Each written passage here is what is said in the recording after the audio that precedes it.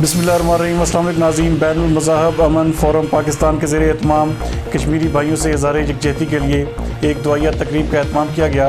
فیصل آباد سے ہمارے نمائندہ خصوصی غلام دستگیر حیدر کے مطابق اس تقریب میں گزشتہ سال کے تاریخی لمحات کو یاد کرنے اور آنے والے سال 2020 کو ملک و قوم اور کشمیریوں کے خیر و برکت کے لیے دعا کی گئی۔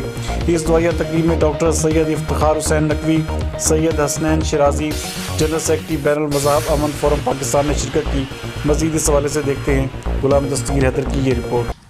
آج کا یہ جو خوبصورت پروگرام بین المذاہب امن فورم پاکستان کے زیر اہتمام ایک تو کشمیریوں سے اظہار یکجہتی کے لیے ہے، اور دوسرا افواج پاکستان اور ہمارے جو دوسرے ادارے ہیں ان کے ساتھ اظہار یکجہتی کے لیے اور ان کو خراج تحسین پیش کرنے کے لیے ہے۔